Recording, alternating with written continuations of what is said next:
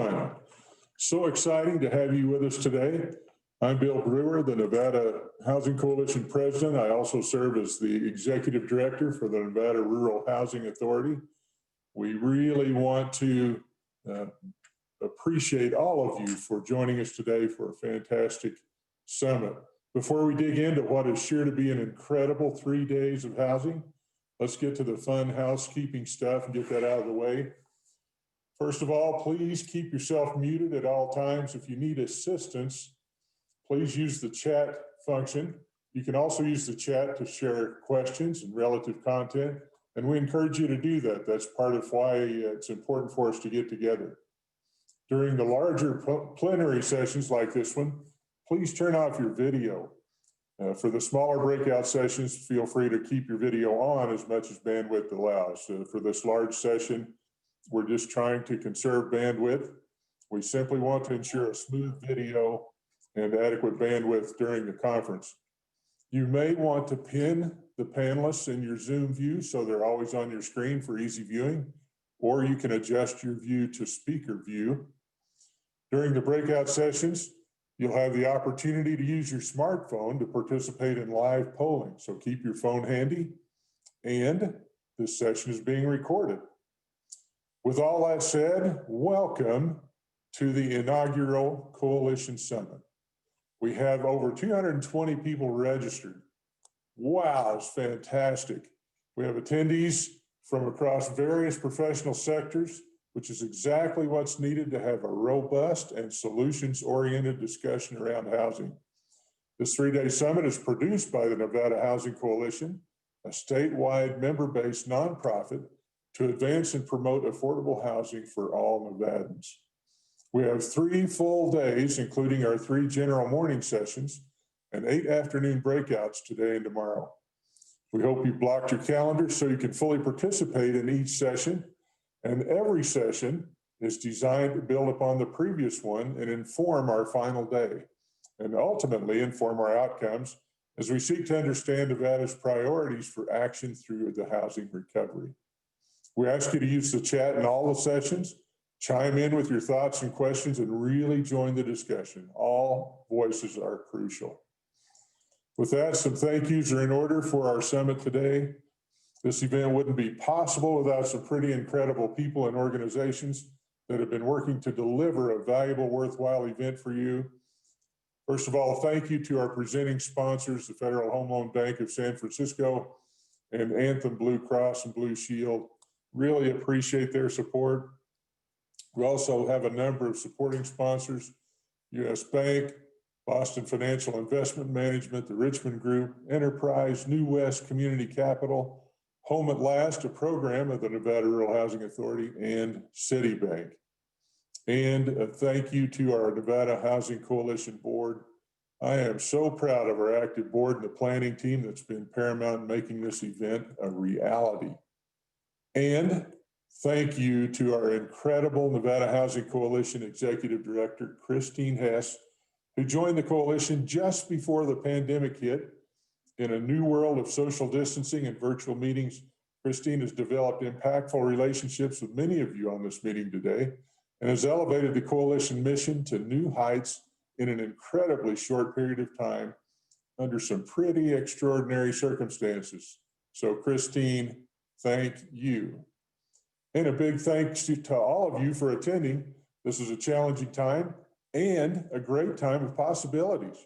We can navigate the landscape together, and we're glad that you're here. Now I'd like to introduce Steve Traynor, Federal Home Loan Bank of San Francisco, Acting President and CEO, who's here to share a few words. Mr. Traynor, thank you for your sponsorship and commitment to Nevada's housing health. Well, thank you, and good morning, everyone. Thank you for tuning in, and thank you for the opportunity to address the Nevada Housing Summit. In 2020, virtual life has evolved into our real life. I don't know about you, but I feel like I'm not really working from home, but rather sleeping at the office. I'm pleased that we can communicate during the pandemic, but I look forward to engaging in person real soon. I'd like to start by acknowledging the work of Bill Brewer, your board chair, and Christine Hess, your executive director.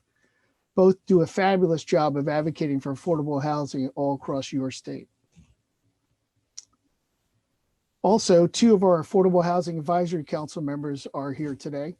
Hillary Lopez with Praxis Consulting in Reno, and David Paul with Nevada Hand in Las Vegas. And a special thanks to your tremendous Governor Steve Sisolak, who's been a true friend to affordable housing.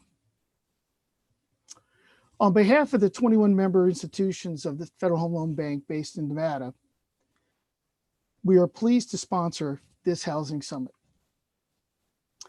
I don't recall a period in my lifetime when affordable housing has been more critical than it is today. The pandemic has put millions of people out of work as jobs have been erased from the economy, and some of those jobs won't be coming back, sadly. Families here in Nevada and across the country are facing financial stress.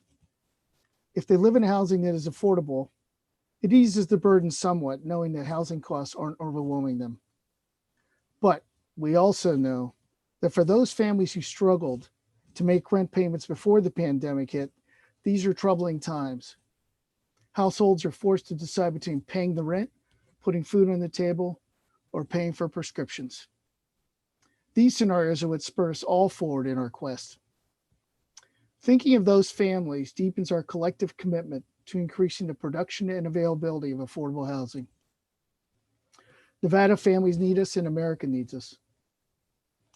Participating in this 3-day conference are developers, public officials, housing activists, financial institutions, community economic development corporations, and other stakeholders who are here to learn how we can do better. How can we improve access to affordable housing so that when the next crisis comes, and the crisis after that, there is a smaller pool of families overwhelmed by housing costs? The Federal Home Loan Bank of San Francisco is participating because we are always looking for new innovative ways that we can support affordable housing in Nevada. In fact, two of our team members, Eric Sickerel and Iris Tam Bailey, will be presenting in summit workshops. Over the last few years, the bank has provided nearly $100,000 in grants to support the work of the Housing Coalition. This year alone, the bank awarded 4 affordable housing program grants in Nevada, totaling $1.6 million. And those will result in about 200 units of quality affordable housing. Those projects will house seniors, formerly incarcerated individuals, those in recovery from substance abuse, and families in rural Nevada. So how do we fit into the affordable housing equation? The bank gives 10% of our profits away through the affordable housing program, but equally or maybe more important, we join our member institutions with community organizations to expand affordable housing for vulnerable populations. As a cooperative wholesale bank, we bring Wall Street to Main Street by linking our member institutions to low-cost funding. And that enhances their ability to provide loans for affordable mortgages, commercial real estate, small businesses, and other ventures. Recently, our regulator, the Federal Housing Finance Agency, praised the Federal Home Loan Banks for providing liquidity to members during the pandemic. Back in 2007 and 2008, we played a similar role during the Great Recession. We are here for our members and for Nevada families during good and bad economic times. Our funding often helps families achieve their American dream of homeownership. Unlike many institutions, our member financial institutions don't just rely on cookie-cutter mortgage loans that they can sell in the secondary market. Our members can provide more flexible loan underwriting, which can make home loans available to more low to moderate income residents, female-headed households, the self-employed, and people of color. We're proud of our record at the Federal Home Loan Bank of San Francisco, and we look forward to learning along with each one of you over the next few days, and we look forward to continuing our work in your great state. Thank you for your time. Thank you, Mr. Trainer. We appreciate those kind words, appreciate your support for Nevada and your support for the coalition. Now it's my privilege to introduce Governor Steve Sisolak, who will deliver today's opening remarks. It is an honor to have you join us this morning, Governor Sisolak. Thank you. Thank you, Bill and Stephen, both for those kind words and introduction. And Stephen, your remarks were extremely meaningful. I do appreciate it. Thank you for having me at the 2020 Nevada Housing Summit. Thank you all for transitioning to this virtual format for the summit. It's become a new way of life, Zoom calls and video conferences. I know this isn't how everyone envisioned this engaging conversation, but I want to thank all the organizers for staying flexible and doing everything possible to keep everyone safe. We appreciate that. I want to join you for a few minutes to welcome you to the first statewide Nevada Housing Summit hosted by the Nevada Housing Coalition. Housing touches all Nevadans, and the pandemic has shown that access to stable housing is fundamental to public health. We know that housing insecurity faced by Nevadans can impact so many other facets of their everyday life, like education, business, and their actual health. And we know that even before the pandemic began, some of our most vulnerable Nevadans were already facing housing security issues. That's why I'm so glad this group has convened here today, not just to talk about these issues, but to meaningfully engage with this issue to inform a statewide framework for an equitable recovery. During this pandemic, we've asked Nevadans to stay home for Nevada to help slow the spread of COVID-19. We also implemented an evictions moratorium early on in the pandemic to ensure people could stay in their homes. While the moratorium was in place, state and local officials used Nevada's coronavirus relief funds to provide emergency residential and commercial rental assistance. During a special summer session of the Nevada legislature this past summer, we also created a new eviction mediation program through the court system, which will help mitigate the impact on the courts and, most importantly, the impact on landlords and tenants. And the work will continue on beyond the pandemic. As we look forward to a healthy and equitable housing recovery, we know that there will be continued demands for housing that's affordable for Nevadans across the spectrum. These times are hard, but together, we are committed to examining all the tools at our disposal to meet this moment. Thank you for having me today, and please stay safe and stay healthy. Thank you. Thank you, Governor. I feel a little stinted that we're not able to applaud your remarks, but we do appreciate so much your time and your thoughts on housing, and your support for that is critical to our recovery process. There's no question. One of our key goals as a coalition is to connect members and partners with statewide strategic efforts. This summit is a big leap in that direction, and our keynote speaker happens to be an expert on bringing communities together for change. Prior to COVID, the Nevada Housing Coalition had started to plan a conference, in person, of course. And even then, before the pandemic, Dr. Tiffany Manuel was at the top of our list for our keynote presenter. We're thrilled to have her here today, as her expertise is more relevant than ever. Dr. T, as she prefers to be called, is a best-selling author and the president and CEO of TheCaseMade, an organization dedicated to helping leaders powerfully and intentionally make the case for systems change. In her role at TheCaseMade, Dr. T works with hundreds of passionate social change makers, innovators, and adaptive leaders around the United States who are building better, stronger communities that are diverse, equitable, and inclusive. By aligning their community stakeholders around the kind of deep system changes that can improve outcomes, these leaders are able to grow their impact, scale their programs, and harness the investments they need to improve their communities. She's literally written the book on public will building called Strategic Case-Making, the Field Guide for Building Public and Political Will. And we're about to find out why Dr. T is considered the nation's expert on public will building. Welcome, Dr. T. Well, Bill, thank you so much for that introduction. I'm so delighted to join you. I know the last couple of years have been really powerful years in Nevada where folks have really been pushing hard on this issue, not just of affordable housing, but thinking constructively about how we change the context of the work that we're doing in housing across the state. So I am delighted to join you. I'm going to share my screen just for a second, if the host will allow me to do that, and share slides. So if I can get the tech folks just to allow me to do it, that would be great. And let me just say that this moment, as you talked about kind of an equitable recovery, could not be more important for us as we think about why housing matters, as so many folks are trying to figure out how to stay effectively distanced in this moment. They can't do it essentially without your support, making sure they have a home that is sustainable over time. So as you all might suspect, this conversation about how important housing is, about why it matters to folks, is even more made all the more important as part of this moment. So I'm going to be talking about what's happening nationally in terms of how folks are getting folks rallying around this conversation about housing, how they're getting folks to support a whole lot of work that is challenging and tough to do, and also hoping to inspire you as part of the journey that you're on, as part of this inaugural summit, to do the same.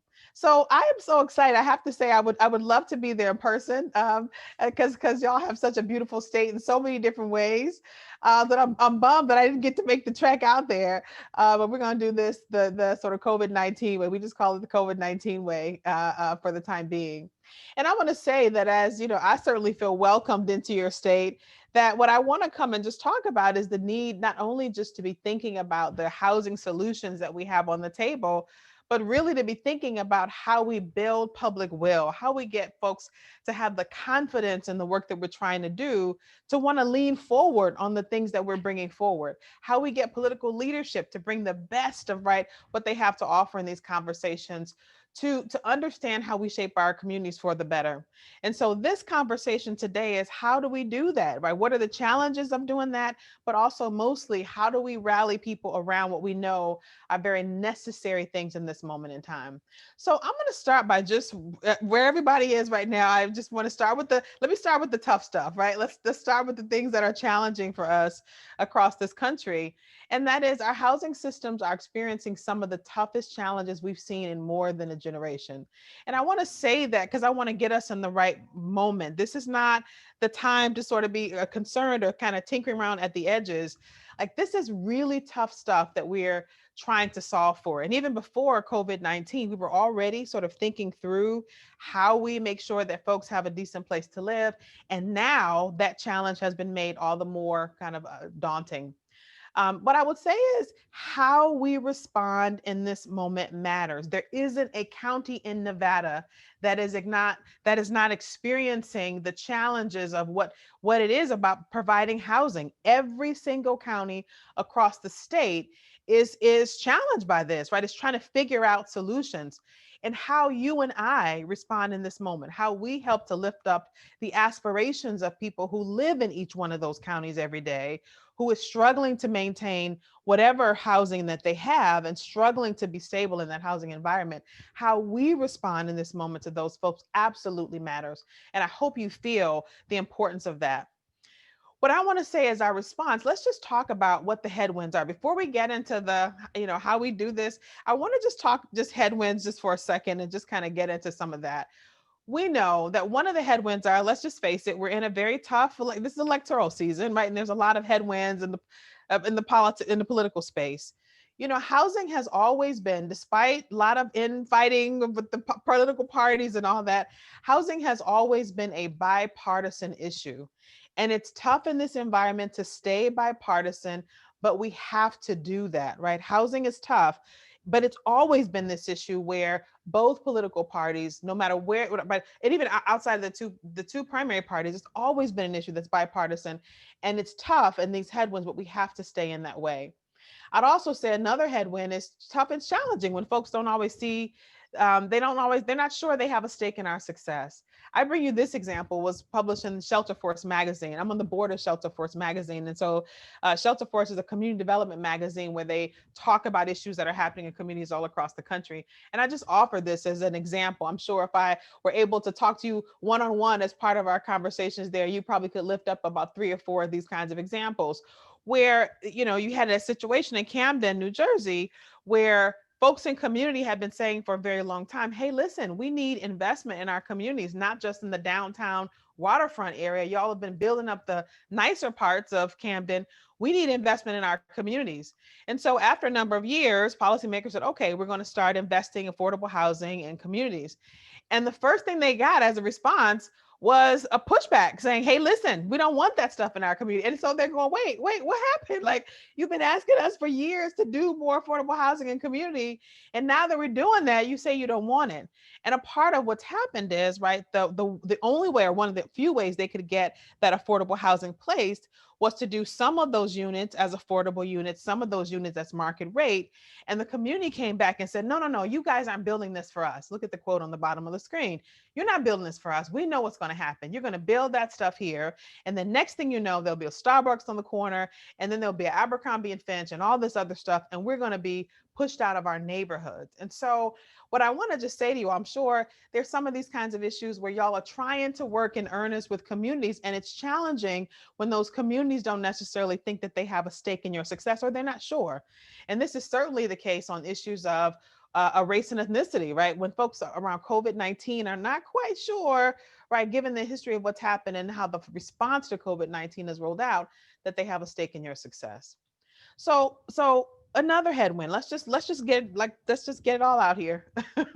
When I was at Enterprise Community Partners, I published a paper with some colleagues around just the narratives around affordable housing, which you all know sometimes backfire. So when you say that folks need more affordable housing, people have a very often negative viewpoint about what affordable housing is. And so when you say we need more of it, sometimes they push back in a number of different ways. And we looked at this issue across the country, whether you're in Chicago or Detroit or Nevada or California, there's a conversation that often happens when you say, hey, more Nevadans, we need to do more for Nevadans who are trying to hold on to their homes. And sometimes it looks like this. Well, I get that, but I'm struggling too. And if you look at your paycheck and you can't afford to live in Nevada, then maybe you need to think about Oregon. Maybe that's cheaper, or maybe Minnesota, or maybe South Dakota. But what you can't do is, right, buy a home that you can't afford, or rent a home that you really can't afford on your paycheck, and then ask me as a taxpayer to subsidize it. And so, that's a real concern for us. And what we were looking at in this particular report that we did was, listen, let's get really present to those public narratives, the way that people think about these issues, and get around some of that stuff. We have to be able to navigate around that stuff. Otherwise, some of our well-intentioned work tends to backfire in ways that are not helpful. So that's just a headwind for us to consider. Two more headwinds, and we're going to move on. So one headwind is when, you've got all this stuff happening around COVID-19, you've got a lot of Americans who are getting a harsh lesson in the fact that we haven't given a lot of thought to the way our systems work together, right? So they don't think about housing systems and what we need to do to kind of keep those systems functioning until there's a problem. And now we have a huge series of problems, right? And Americans are starting to complain about like what's happening. The same thing is likely true in Nevada, where most folks don't think about what our systems need, our housing systems, our developers, our architects, our builders, our tax credit, right, infrastructure, what that looks like and what it needs until something happens, right? And then, right, at that moment, it's usually challenging. It's usually too late then, right, to then start talking about how we reform systems. So I just want to acknowledge that we're trying to figure out how to have our systems work better in the middle of a crisis. Many of you are probably trying to figure out how to divvy up care dollars, right? Dollars out of the CARES Act. And you got a certain amount of time, you got to get those dollars kind of out the door. All of that is happening in the midst of this challenge. And then I would say too, the final sort of headwind for us to think about is a lot of the conversation on housing doesn't really emerge until there's a problem, right? And it tends to be sort of problems driven and not solutions driven. So we have a lot of work to do. It's not to say that we can't get anything done. In fact, what I'm here to tell you is that there's a lot we can do. And I'm here to talk about what we do to get up and over some of these headwinds. And I hope y'all are ready for this, right? I hope y'all are raring to go, because this is a moment that doesn't need our pity. It doesn't need our fears. It doesn't need crisis communications. It needs leadership. And the good news is somebody told me that in Nevada, y'all had a lot of strong leaders, right, who are ready and poised to take on this issue. And when I say leaders, I'm talking to every single person on this call today, right? You are called to be a leader, what I would call an adaptive leader in this moment. And I want to talk about what that requires from you in this particular moment. So I hope y'all are ready for that, because I have a lot to say about that. So number one, we're gonna get to work. I got 4 key points I want to make, because I want to make sure like we are really jazzed and enthused about what we're being called to in this moment. What I would say is the single most effective thing you can do as somebody who cares about the communities in which you live, as community development professionals, is to be adaptive leaders. And I want to talk about what that is, what that requires. So first of all, sometimes I play this clip from Chris Hayes. I won't play it today, but he did a podcast. Chris Hayes is on MSNBC. He has a nightly thing. He also has a podcast. And he was talking about how he rarely does anything in the housing space. He said, housing is not really something that we play on cable news. We just don't feature housing as an issue. And he talked a lot about why. He's like, well, housing kind of, it's about Fannie and Freddie. It's about, mortgages and mortgage interest deductions and blah, blah, blah. And it just doesn't feel like it has anything to do with us. It's about like Lyft and, Lyft and Enterprise, and it's about all these companies. And it just doesn't feel like it has anything to do with average everyday people, the kind of people-based story. It hasn't. And so what I want to say is, when our communications about housing sounds technical, it pushes people away. We don't get the media attention on the issues that we know we should be getting on the nightly news every night, saying, hey, folks, this is a really important issue and it should be solved. Instead, we don't get the attention that it deserves. But I also want to say, when we lift up these issues as technical issues, right? People don't understand why we just can't solve it already. If it's just a technical issue, if housing is just a technical issue, then why can't you solve it? Right. So for example, you can go on your cell phone right now, right, and go to Amazon.com, and you can order up a house right now. You don't need anything, right? Literally on your phone, you can order up a house. And in fact, if you have Amazon Prime, they'll ship it to you for free. Like literally, right? They'll give you free shipping. And it's not the only model. If you go, they got many different models. This is one with the smaller version. It's got solar in it, although I wouldn't buy this one because it's got, low customer service, low customer reviews. But if you don't like it, they'll take it back.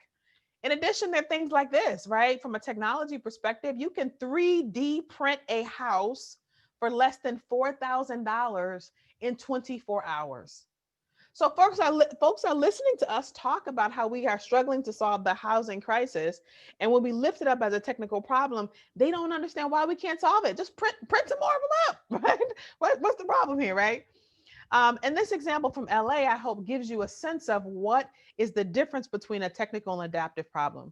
In LA, they have a huge homelessness problem. I know that is one of the issues that is of concern in Nevada as well. And so some of the pod share people said, hey, we can use some of these pod shares. Why can't we figure out how to, right, both the factories and the pod share, the pods themselves could be used to house folks who are homeless, to get them back on track. And they were all excited to roll this out. And what I will say to you is that immediately, right, the social media backfire was immediate, right? How dare you people try to put people in these kind of concrete places? You wouldn't put your grandmother in one of these places. You should, treat people with better. These are voluntary concentration camps. Oh my God, how can you be so? And it was immediate. And that's why I say the problems that we're challenged by are not just technical. The technical solution is these podshare folks are just trying to figure out something innovative, right, to solve the problem. But the adaptive problem of bringing folks along, having them understand what we're trying to do, the constraints that we're under, the budgets that we're working with, all of that part of the process, folks don't really get. And so there was immediate backfire. And so as you and I are lifting up our work, the one of the best things that we can offer up is this adaptivity, right? Being very thoughtful about the adaptive challenge, explaining that to folks in very clear sentiments. This was a project we worked on in DC, where the regional council came out with a set of recommendations saying, hey, we know how much we need to build. We've done the study to build in terms of housing. We've done the studies. We know we need to build more housing around, activity corridors like transit stops and things like that. We know we want to protect affordability, and this is great. And they pushed that information out. And what came back was an immediate backfire.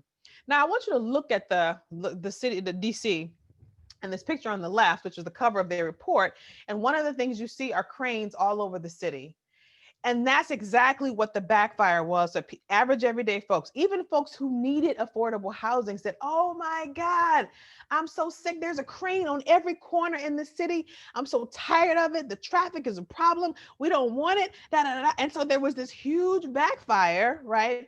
In part because we weren't explaining the larger adaptive challenge. The region is it's growing so fast that if we don't figure out very quickly how to provide homes for folks, you're going to have an explosion that essentially explodes beyond the capacity of folks to manage that. You don't want to be a San Francisco with folks, right, climbing over each other in the street because there's so many people who don't have a home in a very tight space. Now, I know that not all those issues are sort of core and central to Nevada, but what I can say is we have to live into the moment, moving from the sort of technical descriptions of the problem to things that are adaptive. And so this is a great quote, came from ULI, the Urban Land Institute, did this great study. And I pulled this quote because I thought it was so important. They said, listen, affordability and urbanization are two sides of the same coin. We all want to live in sustainable communities, but fostering a sustainable community requires that we create diverse housing options. Our cities, our towns, our communities cannot survive when we hollow out that diversity.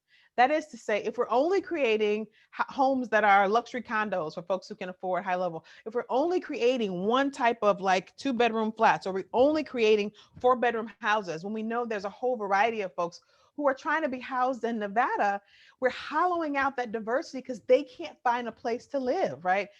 Our cities can't survive, right? Nevadans can't survive. The places that we've learned to love can't survive if we're hollowing out the diversity that we need in terms of housing options. That's the adaptive moment, and we need to start lifting that up. When we do, we get people to embrace all kinds of issues around affordability and all kinds of issues around housing. So adaptive leaders, in the way that I'm talking to you folks today, is adaptive leaders help us visit the future, to think about what we'll need, what's coming next, how many folks are moving to the region, what does that require, what will they need when they get here, what's the dimensions of that.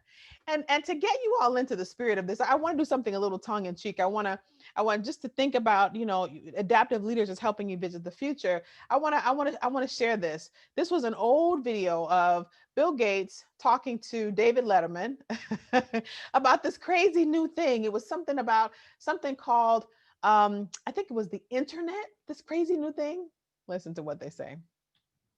But I think about this, and what about this internet thing? Do you know anything about that? Sure. What the hell is that exactly? Well, it's become a place where people are publishing information. Right. So everybody can have their own homepage. Companies are there, the latest information. It's wild what's going on. You can send electronic mail to people. It is the big new thing. Yeah, but it's easy to criticize something you don't fully understand, which is my position here. Go ahead. But I can remember a couple of months ago, there was like a big breakthrough announcement that on the internet or on some computer deal, they were going to broadcast a baseball game. You could listen to a baseball game on your computer. And I just thought to myself, does radio ring a bell? You know what I mean? So I want to say, for those of us in the housing space, that it's interesting to hear him talk about this wild new thing called the internet. It's wild what people are doing on that thing. They're sending like electronic mail and they're looking up stuff. Like we look back at that and we think, oh my God, like that they were like Bill Gates was trying to help us visit the future.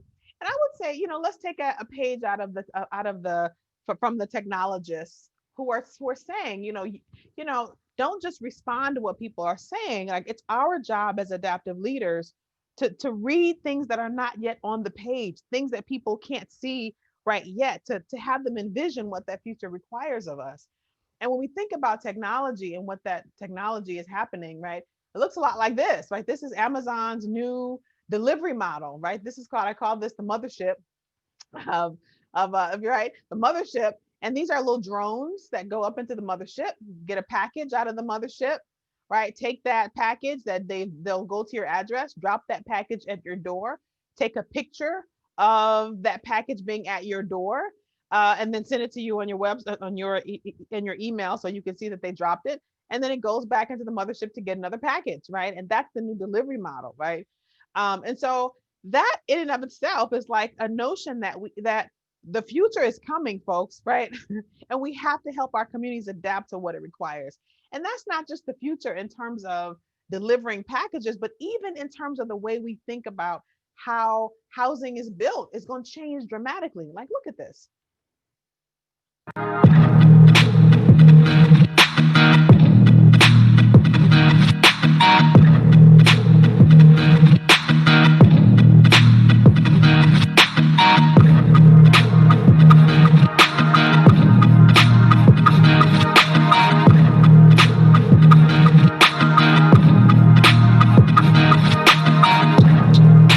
I'll say they have all kind of varieties of things, but that's the innovative solutions that we're about to adapt in our communities.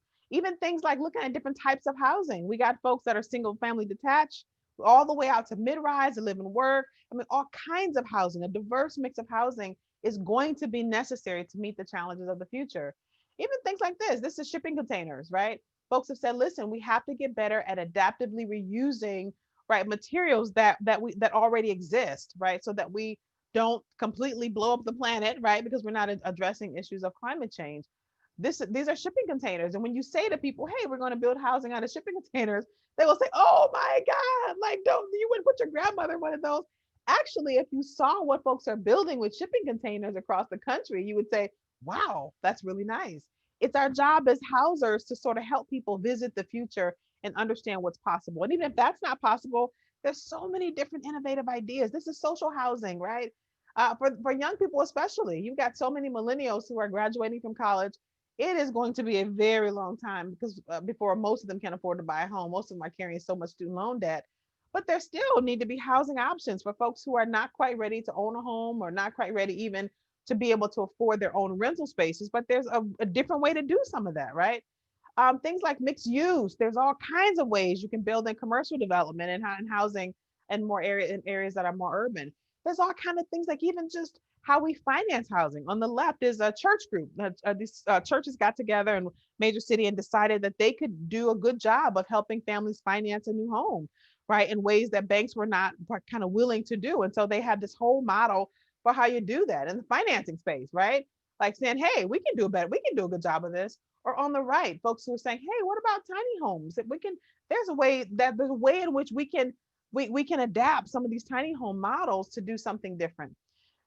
Maybe none of these are relevant to you all. Maybe all of these are relevant to you all. What I want to say is it's our responsibility and opportunity to help Nevadans visit the future, to understand there's a whole range of opportunities for us to figure out how to help people get housed, right? And to get people excited about that, right? This is not, oh my God, we have to provide affordable housing. This is, oh my God, there's so many options for us to think through, right, in order to help Nevadans have a decent place to live and sleep at night. So that's the first thing, right? As adaptive leaders, we're going to help people visit the future and understand what we need, some of the options for what we can do.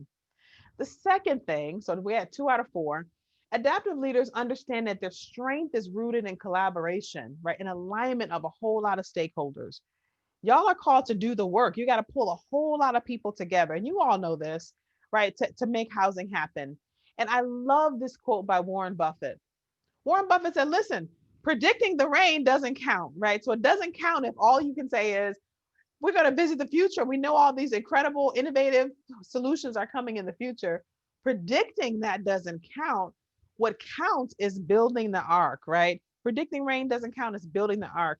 And so you and I are not only the folks who are predicting the models for what are probably possible, but responsible for getting the work done. And that requires a whole lot of collaboration. You got to be able to work with developers. You got to get the builders. You got to get the architects. You got to get community voice involved in how we're developing communities. You got to get the folks who do wastewater treatment. You got to get the planners. You got to get the bank. There are a whole lot of folks. In addition to that, you got to bring in new folks who may not even see their stake in housing right now. When I look at this, I think about all the different spokes of people who are working together, right, to bring innovative housing solutions together. As innovative leaders, it's your responsibility and opportunity to think of your role as making sure all those folks are seeing their stake in the success of what we're trying to do. And so partnership, this is a good example, New Jersey. I did New Jersey twice, I'll do them again as an example. Partnership, this is their A housing finance agency deciding to invest directly in hospitals that want to build affordable housing.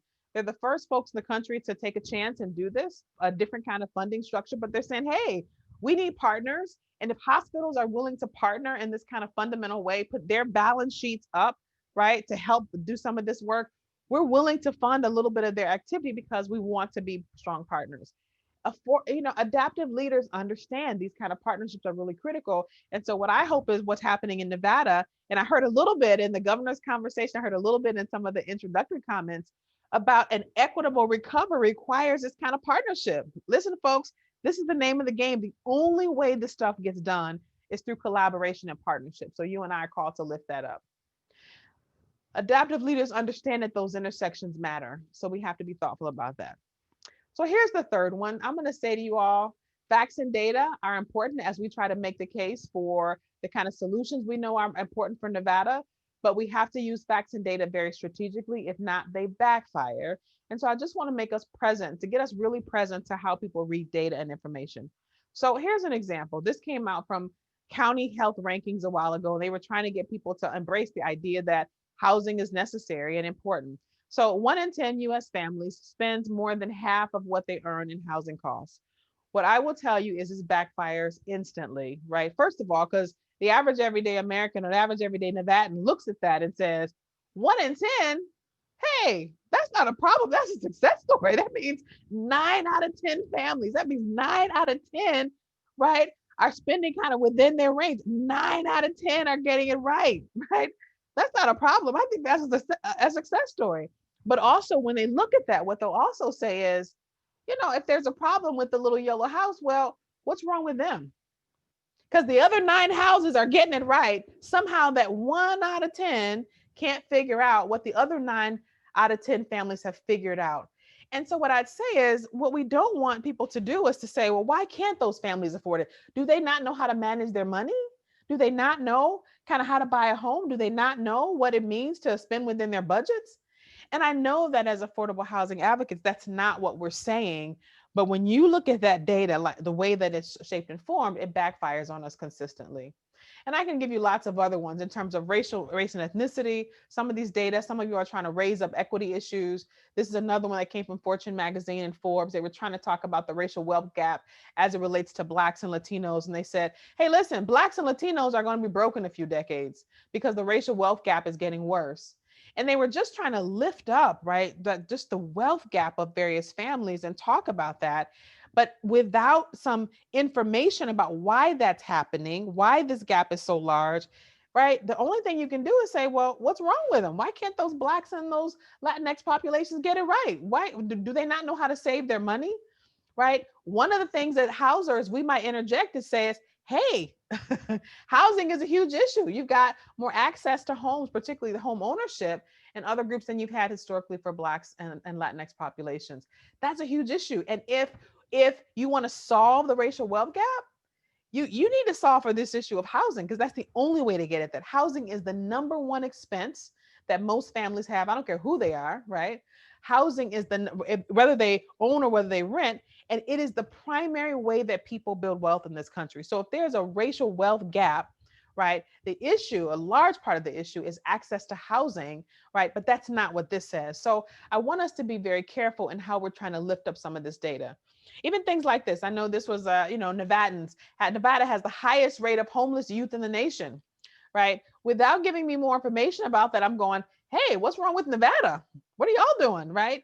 And that's not the conversation you want to convey. What's wrong with Nevada, right? You want the conversation to be the other way around, right? What are the solutions that are working in Nevada to address some of the issues that we face? And what is the additional scale that we need to make sure that we can solve for this problem? That's the way you want to lift this up, not in the way that this is lifted up here. So I want us to get really present as we're walking out our data, that we got to be very conscious of the way that it sounds for folks who are not in housing. All right, I was going to have another one or so, but I think I'll skip this just to say that it's not that facts and data don't matter. They do. It just means you got to use them and leverage them in a way that allows folks to get excited about the possibility of solving these issues, not depressed, right? Because of how big the problems seem, right? Those data lift up so many problems, right? Nobody comes home from a day of work and says, oh my God, we got to fix the thousands of people in Nevada, right? Who, on top of all the other things that they have to worry about. They don't say, oh my God, we got to figure this out, right? But when you turn that information around and you say, hey, Nevadans, we're working really, really hard to solve some pretty big issues. When we invest in the power and potential and capacity of our families, the impact of that for all of us is significant. Man, I want to lean into that conversation. That's a very different conversation than one that is problems based and based on data that's negative. So the last thing I want to say as we sort of, and I'm going to take a little more time here. The last one is you and I as adaptive leaders have to master the fine art of pulling people forward. There are a lot of folks who are sitting on the sidelines right now, not getting involved in these issues around housing. And they're not sitting there because they don't care. They just got a lot of other things going on. Most families are trying to just stay safe. They're trying to figure out how to make sure their kids get to college and how to make sure they got enough to retire. And they, right. And so if you and I want them to be more actively engaged on this issue of housing, we got to master the fine art of pulling them forward. And so I'm going to challenge y'all a little bit, right? I wrote a book about this. Bill talked about this at the very beginning, called Strategic Case Making. There are 10 kind of key points about the sort of social science about how you pull people forward. And I want to share with you just a couple. I know we don't have time for the whole kit and caboodle today on this conference, but I thought I would share a couple just to kind of give you some real good, solid recommendations for how you might begin to do that. So the first one is talking about the we and why, building a strong sense of we around this issue of affordable housing, and then a strong sense of why. And I want to start by just saying, listen, this was a quote by John Steinbeck in East of Eden. And he said, listen, if you're telling a story about something and the story is not about the person you're talking to, it doesn't have any lasting power. It doesn't last. If the story that we're telling about affordable housing is fundamentally not about the folks we're talking to, whether it's legislators, whether it's hospitals, whether it's our builders or our bank partners or our community partners, if it's not about them, right, it doesn't have any lasting power. And if you don't believe me, think about the way that corporate retailers market to you. Right? Think about the ones that are really good at it, what they do, right? They don't start by telling you all about their product and what they do. They start by lifting up something you want. So here's a good example. Nike, right? Start differently. Just ask Nike. Think about that. Think about the last time you saw a Nike gym shoe in a Nike commercial. I will tell you, never. You never. And so think about that. Millions of people all over the world buy these shoes. They know nothing about the thing that they're buying. Nothing. You don't know the quality of the leather, where it's made. There's nothing special about how they lace up. Nothing. And yet millions of us, they make billions of dollars every year, right? And a product they never even show you. Why is that? Why do they do that?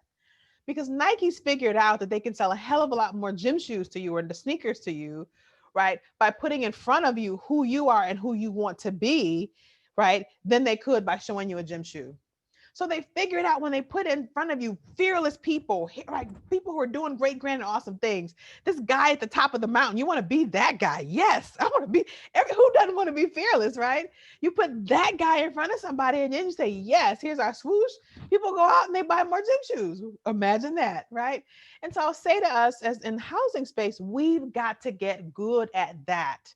You put in front of folks the vision of what it is they say they want, their why, and you connect it to our why, which is housing. And when you connect it, that's when you get a chance to pull people forward. We don't care about people buying gym shoes. We want them to buy the idea that housing all Nevadans is possible, right? And we've got some really innovative solutions for how we do that. Let me give you some real examples of that in real time. I was going to show you that. I'm going to show you this. So in some of the projects we've done in Minnesota, right? We did a whole lot of work in Minnesota. And one of the things we started when we started my company, we started our work in Minnesota. We did a whole lot of focus groups across the state to figure out what Minnesotans were wanting. What do they want? They didn't have a whole lot of conversation about housing. What they wanted and what they told us was they wanted prosperity. They wanted to feel like their kids had a shot at success. They want to make sure that like their kids are going to be able to buy a home and save for retirement and do the things that they're expected to do. So if you look at we built a campaign around what we call Prosperity's Front Door. Minnesota, you want prosperity? Guess what? We do too. But you can't get there, right, without having a diverse mix of homes in all communities. If that's what they want, which is prosperity, you connect it to this issue of affordable housing, and that's how you're able to pull people forward. Let me give another example. It comes out of our work in the greater Washington and DC, where folks told us, listen, they were not as concerned about housing. That wasn't the conversation they wanted to have. And when we asked them what they cared about, education came up consistently. I care about whether my kids are being educated. And so we wrote for them a bunch of op-eds and a campaign, a whole series of things. This is just one page out of a playbook that we did for them. And it's talking all about what's happening in education, saying, listen, folks, they're like in DC, they're about 800,000, but and growing by 2025, we'll have about 800,000 students across the region, right, who need a place to live, including, right, not including the educators and support personnel that need to find a place to live. And we said, listen, you know what the biggest hurdle that we have in attracting the talent in terms of educators we need in DC?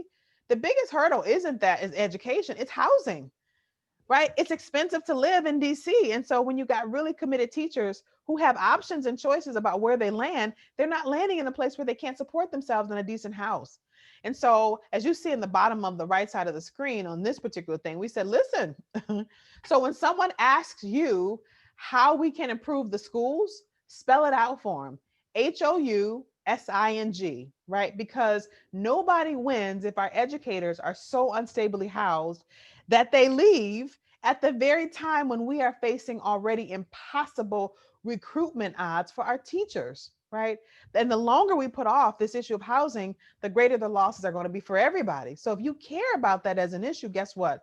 You definitely care about housing. So what I would say to all of you as you're thinking about this issue is, what's the bigger why? What's the bigger sense of what do people in Nevada care about? And if you think about your particular county and your particular community, what are the large animating challenges, and connect that to housing? That's how you begin to pull folks forward who may not come out of the box just talking about housing.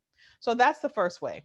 Let's talk a little about in Connecticut. We did a similar thing. We had folks tell us they were interested in diversity. They were concerned that the community was becoming less diverse and they were losing out. They were losing in Fairfield County, Connecticut. They're losing population to surrounding communities, right? And so we built a playbook for them. I direct your attention to the right side of the screen where we said we built a whole lot of sample language about what's happening in terms of this conversation. Like, we are losing the diversity of folks, right, that we need in this community unless we lean in on this issue, right? And so we talked about what it actually means for folks to do that. I won't read it here, but what I'm saying is connect their sensibility about diversity and what that needs with what housing looks like across the board. Okay, I'm going to go to, I'm going to shift gears a little bit and say the first part of this is adaptive leaders. What I'm asking you all to do is to start with a strong story about who we are, and then play to people's strengths and their aspirations, who they want to be and what they want to see reflected in their communities. The second one, I think, is really about dominant narratives. Often people have sometimes negative viewpoints about what affordable housing is, or about what the issues are, about who's going to live in that, and they have these negative attitudes. You got to get people up and over some of that stuff. Otherwise, some of the conversations that you and I want to have around affordable housing ends up dead ending. And I want to give you all an example of that. Some of the campaigns that we've been working on in Atlanta and some other places, we've started talking about homelessness, right, in terms of the power of an address. Right? Why are we talking about it like that? Because if you just ask people to think about homelessness, it's not particularly something people see their own stake in. They really just want to get people off the street. They don't particularly want to think very hard about it. But when you ask people to think about the power of an address, what do you need, right? What does an address confer to you? You need an address to be able to vote. Can't vote without an address. You need an address to get a job. For most jobs, you need it someplace, right? You need an address to enroll your kids in school.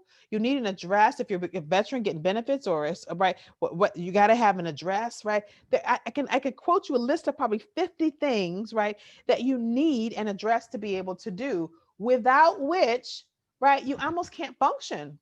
So when we think about this issue, it turns out when you ask people to think about an address and what it confers and who doesn't have one and how we make sure everybody has one, they're much more willing to engage in that conversation than they are about homelessness. And especially in this COVID-19 moment, if you think about this, right? So in COVID-19, all of us are home, most of us are trying to do homeschool, right? Some of us are getting our learning, going to college, at home in our kitchens, but without an address, that is impossible, right? Think about right now, most of us are working from home, right? We're in our kitchens, for a lot of us, we've just retrofitted the basement or the attic or something so we can work productively, right? But you need a home to start with. In addition to that, healthcare, right? For the majority of folks, a lot of the healthcare is being delivered in your living room, right? Right. That was already the direction of healthcare was moving in, and now that has accelerated by like 4,000%, right? If you don't have a home, if you don't have a place where you can receive those calls and talk to your healthcare provider, you don't even get to have healthcare, right, as part of your work. In addition to that, I would just say some of the sort of racial equity issues, right? We're asking people to safely distance and wash their hands and all the things that are associated with being safe. But lots of folks, right, don't have a place in which they can do that. And so the opportunity is, when you're thinking about these issues, is change that dominant narrative. And in this case, the dominant narrative was, we don't want to think about homelessness. That's right. That's about some other issues. No, right. This issue about having an address is important to everybody. And let's talk about who doesn't have one and how do we make sure that everybody gets access to what they need in terms of a decent place to live. That's a way to navigate around that dominant narrative. The last one in this that I'll present to you all is just telling the bigger story of us. This is really important. Oftentimes we recognize that we have to tell the story of folks who are struggling and vulnerable and need affordable housing, but we are not often in the story, you and I, right? The folks who we're talking to don't see themselves as part of that story. And I'm going to tell you right now, if you're talking to somebody and they don't see themselves reflected in your story, they're not coming to your party. And when I say party, I'm talking about the ways in which y'all are trying to get things happening. They're not coming because they don't think it's a story about them. So having all of us be part of that story is really important. So here's an example where in Chicago, they had a different kind of conversation. They said, listen, we need the people who need affordable housing. Not they need housing. We need the people who need affordable housing. And they started talking about that, like, hello, like the guy who's, who's making sure that, you get what you need, or the gal who's needs affordable housing. In Boston, a similar thing where they started talking to folks about what their affordable housing story was. And I'm going to tell you that every single person on this call has an affordable housing story, because there's something that is essential to the life that you are living that requires, right, that somebody in your life needs affordable housing. Why aren't you telling that story? In this case, this guy is a startup. He's like, I'm a startup company, a technology company. Listen, I need workforce housing. I can't pay, right, the kind of wages that would allow folks to be able to live in a decent life here. So I have to move. I can't stay here. I've nurtured my business here, but in order for my business to grow, I have to move. And I'm going to tell you, Nevada, you don't want your small businesses saying, I got to move because I can't afford the workforce, right, that is required to live in this kind of community. And I also just think about that in another different way. Some of the folks from Freakonomics, they're a group of kind of crazy economists that look at all kinds of interesting things. They were talking on one of their podcasts. This was end of last year. And they were talking about just how much Americans invest in research and development at home. They were talking about how much R&D happens at home, about $41 billion of research and development that shows up in corporate profits start in a home, right? And if you think about that, and they had a little thing on this, if you think about, all of these techie guys and gals who started companies, most of them started by tinkering around in their garages or in their basements.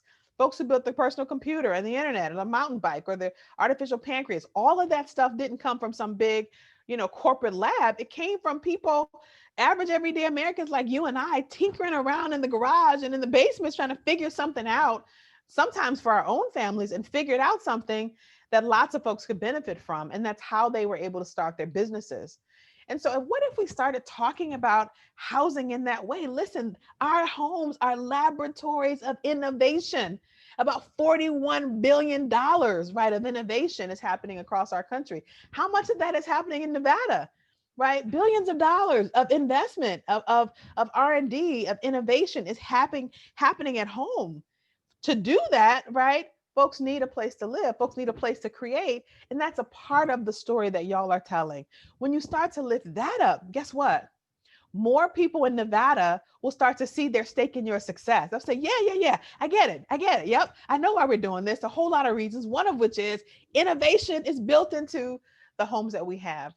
So I would say there's a lot more that I can say about this, but I will say that I am out of time, right? So I would say there's a lot more in my book around how you talk about these core principles and what they require. But I want to just challenge you as you were thinking about talking about this over the next day or so in your small groups. Don't raise your voice. This is not a moment to be fighting with each other. We have no time to be fighting.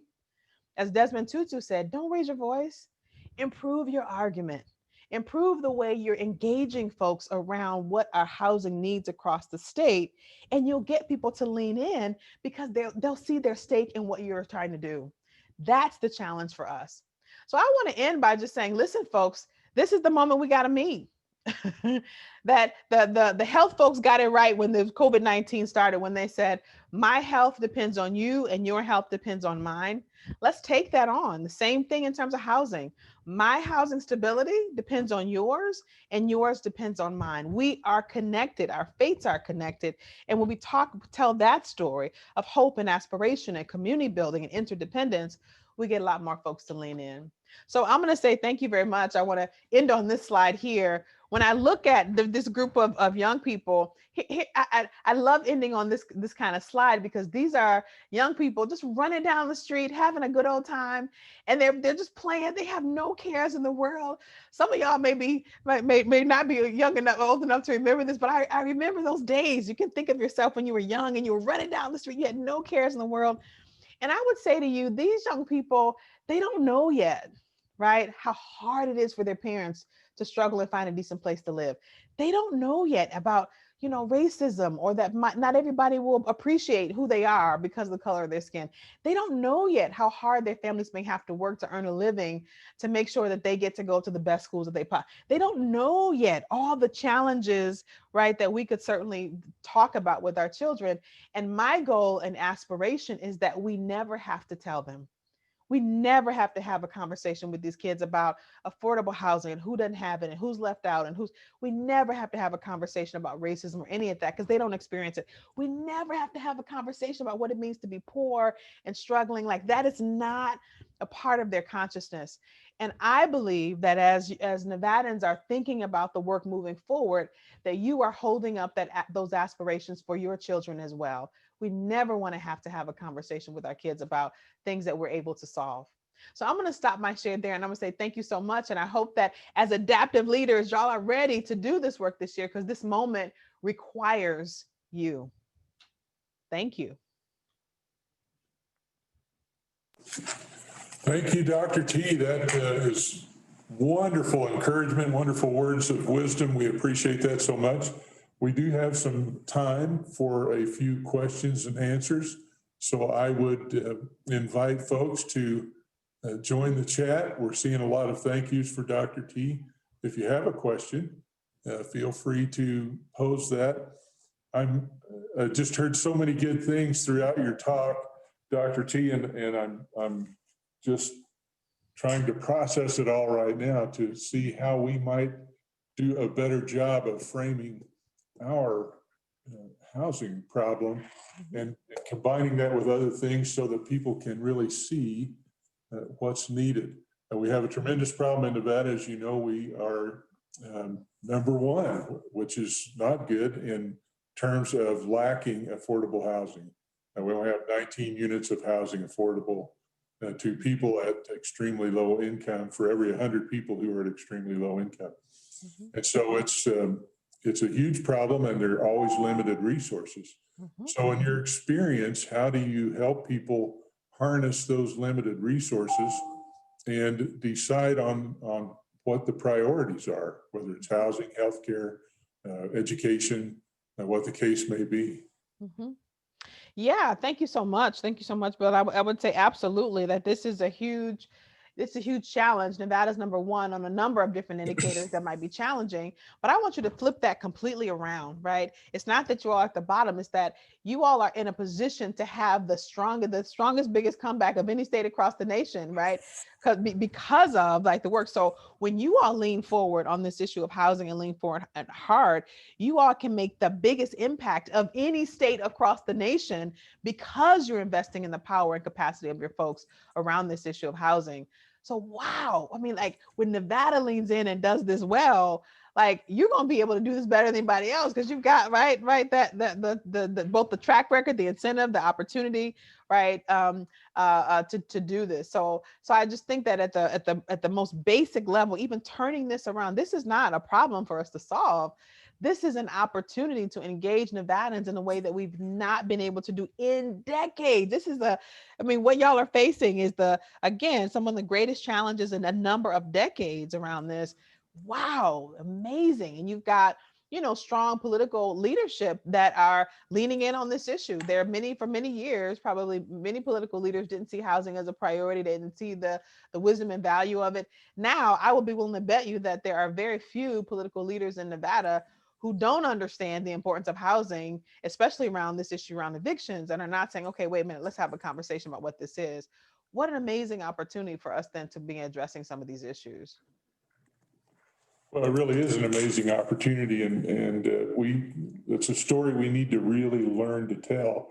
One of the challenges we have, of course, is bringing those folks at the upper end of the income spectrum into the discussion. Often they don't really realize or understand the importance of affordable housing to them. For example, most of our teachers in Nevada their beginning salary is what we would consider very low income.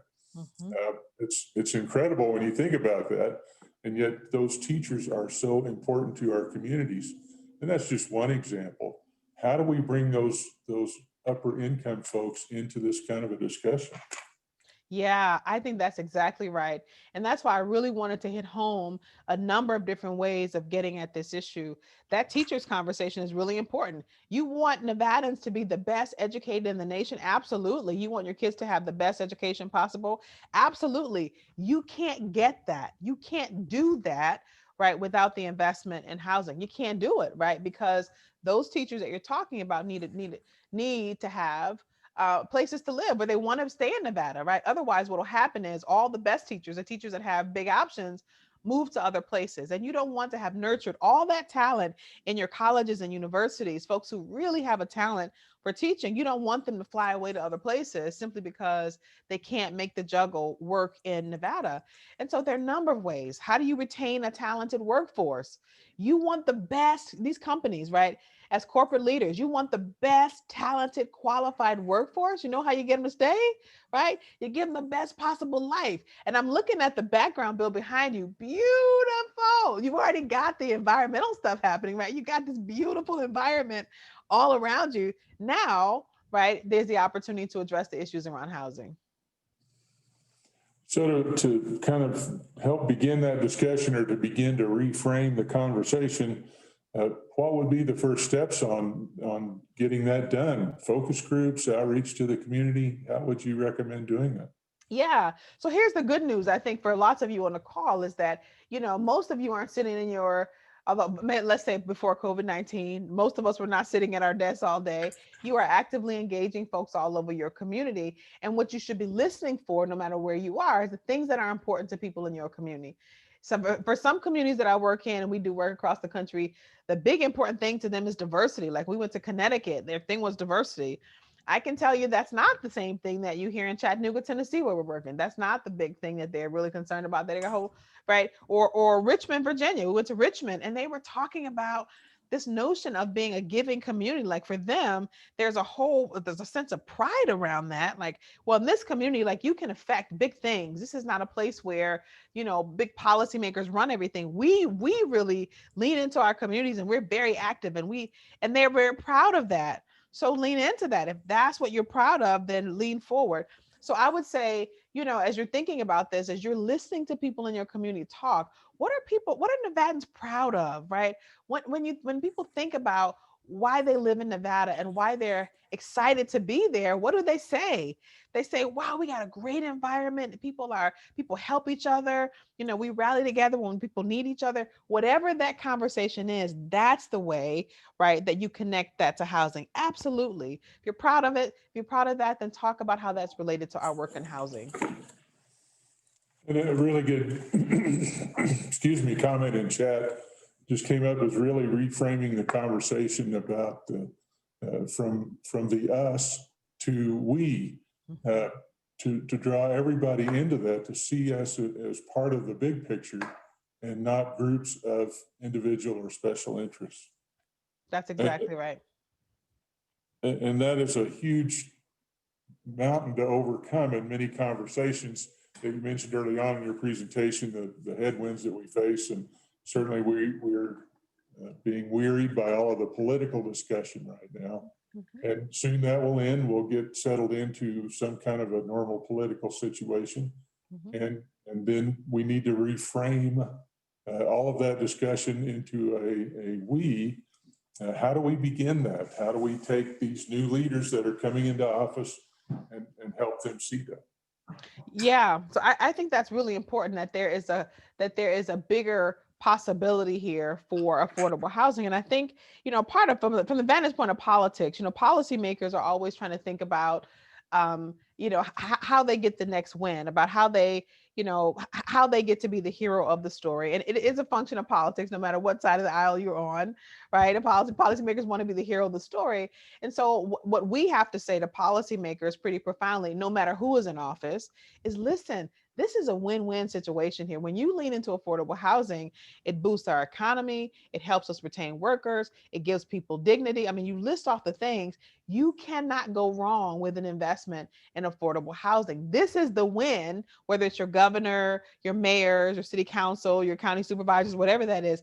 This is the win that you've been looking for, and we're willing to help you do that, right? So whoever's in office, our ability to partner, because we know that it's a huge win, right, for whoever in office, is the way that we start to have that conversation. You want to win? Good. You got to come through. You got to come through the door of housing, because this is how you do it. Love that. Really do. And we really want to get that framework out there. We tend to be very tunnel vision focused on what we've always done, and here's the resources that we have, and it's really all we can do. We can only develop so many affordable units each year because that's all the money we have, and so forth. And so reframing that into a different thought process is really challenging going forward. And I've struggled with that a great deal over the years. How do you walk into a room full of people who are not really tuned into housing and help them understand that in 5 minutes or less? Yeah, I love that. because no, it's true, because a part of it is in this conversation between the technical and the adaptive. A part of what's been challenging for us as housers is we understand so much of the nitty-gritty of what it takes to actually do housing, that when we show up to talk about it, we give them all the technical stuff. We say, well, there's a certain amount of naturally affordable housing, and we got to preserve the housing stock. And if we think about low-income housing tax credits and how much we can get through that, and there are new market tax credits and opportunity zones, but then there's Fannie and there's Freddie, right? And so we go through all these kind of, you know, decision points about how we bring, you know, eviction moratoriums and this and that, and we go through all the technical stuff, and most folks just glaze over. They're not even listening anymore. And so a part of the opportunity is to step back before you get to all the nitty gritty of all what that means, is to say, at the most fundamental basis, how do I connect with the person who's in front of me? Everybody, right, in Nevada wants to live in a thriving community. I don't care who you are, rich, poor, Black, white, Latinx, Native, I don't care who you are. You want a place where you can raise your family, grow a garden, right, have a place where you can be, your mind is free. I mean, all of that, those are the common things that we all want. And then you say, right, the only way to make sure that we all get that is to make sure that we have a decent place to live. That's what we're trying to do. Now, there are a lot of particular ways to do that. We can do accessory dwellings. We can do naturally occurable, affordable. There are a whole series of ways to do that. But let's agree on the things that we all want, no matter who we are, no matter where we start, no matter what our background. Once we can agree on that, listen, we're free to fight about how to get there, right? Let's agree on the sort of core proposition of what's common for all of us.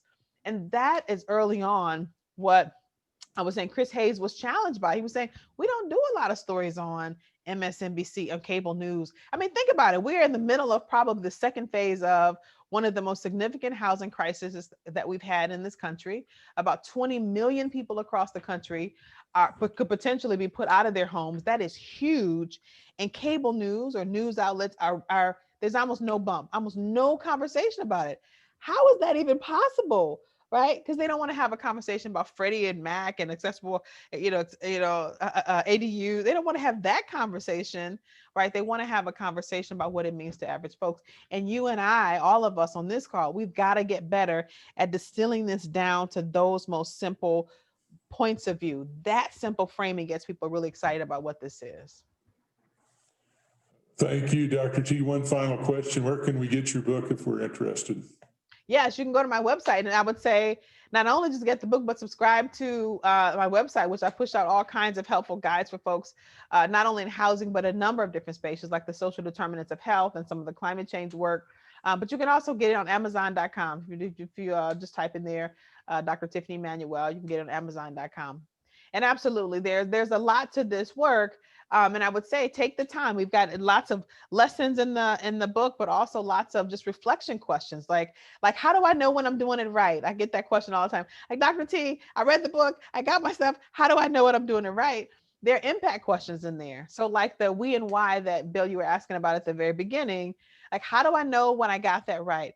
Right. We have a whole series of impact questions, right? You know you get it right when you no longer have to come in a room and have people ask you questions about why we need to do this, right? You walk in a room, they already know that. They've gotten that down pat, like that's not an issue anymore. You can move on to some of the issues. So even just those kind of reflection questions, how do I know when I'm doing it right? How do I know when people are moving, even when, right, the policies don't line up quite yet, but I know that we're getting there, right? There's a whole set of reflection questions that you can use. And I and invite all of you to share in that and catch up with me on social media. I love to hear success stories of what people are being able to do to reframe this conversation.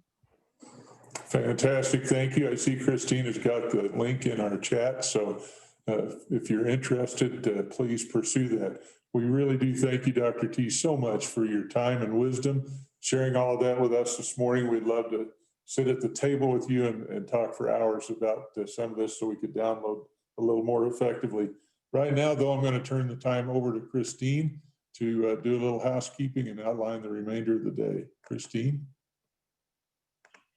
Thanks, Bill, and thanks, Dr. T. The morning definitely got me psyched, and especially as we kick off the summit. I think if, Charlotte, if you can just share the program for the afternoon, I just want to kind of say, Dr. T hit on so many points, and of course, collaboration, that is what we are all about. And we definitely want to listen to your thoughts. So the summit is not meant for, certainly not me, to just talk right at you. It's meant for all of you to listen to some awesome expertise and have a chance to engage all of our speakers. They've all been set up to answer your chats and address your chats. But additionally, we're going to use some technology called Slido to ask you questions throughout that we will then gather and share in the final session on Thursday morning. So this afternoon, if you want to check in early, feel free to come by at 12:30. I like to make it sound like we're physically meeting. It makes me happier. Feel free to stop by at 12:30, check in. This same link will work for you all day. At 1 o'clock, our sessions will start as timely as we can be. That will be better because we did make them short, knowing we all don't want to sit in front of a screen forever. But I will tell you that so many of these sessions, I got to sit through the pre-meetings and they're amazing. Our speakers that we have, and they are hitting exactly on what Dr. T is talking about. I like to say, let's know where we want to go, and there's 1,000 ways to get there. And I think really as Nevadans and Nevada stakeholders, let's listen to these solutions that we have people from out of state, even people within Nevada doing some really innovative work, and see what makes sense for us here in Nevada. So we're going to ask you your opinion. So you aren't just coming just to listen. We're going to be polling you to see what tools and solutions you think Nevada should pursue, or if we didn't mention it or didn't bring some expertise to the table, what you'd like to hear. So at 1 o'clock, caring for our existing affordable housing, and amazing speakers really to talk about preservation. So you're gonna have to make a choice, but everything is recorded and everyone is going to get those links so you can see both. Also at 1 o'clock, Housers and Non-Housers Unite. This goes right to what Dr. T talked about, the intersection of housing that it has with business, with education, with health. So we need to bring those stakeholders together, and we have other people, non-housers, driving housing solutions. So we're going to hear some suggestions around policies, maybe that we want to consider as well. At 2:30, our rental market revamp. This is one of my faves. Well, they're all kind of my faves, so I kind of like them all. But we brought some technology to the table, right? And we're also talking about our rental market in a different way. And the purpose of it is to recognize that we live in a way where we've always thought about things in the same way, but we have technology at the table that's going to kind of show us maybe what we didn't even know we were asking for. Really, that Steve Jobs quote hits perfect on there. And then we need more housing, breakout session 4. I hear this constantly. We need more housing, but what does that mean? And the diversity of housing, Dr. T again hit on it perfectly. What does the diversity of housing mean? So this afternoon, I hope you can tune in for one of the sessions. You can definitely hear them all with the recording, and we'll be having note takers in every session. So everybody who signed up is going to get a full copy of the slides. Dr. T, if you're still with us, I just want to make sure that we'll get a copy of those slides, because we had several requests for your slides. Awesome. Yep. So everybody, in the final report, I'll have everybody's slides that have presented at the summit, all of the notes and everything for you. So sign in early, because we are using Zoom breakouts. The number one thing before you come back at 1 o'clock, if you can update your Zoom, that will be great. It will just make it easier for you to choose your breakout. So don't worry if you want to change, you actually get to choose it yourself, and you can pick that room yourself.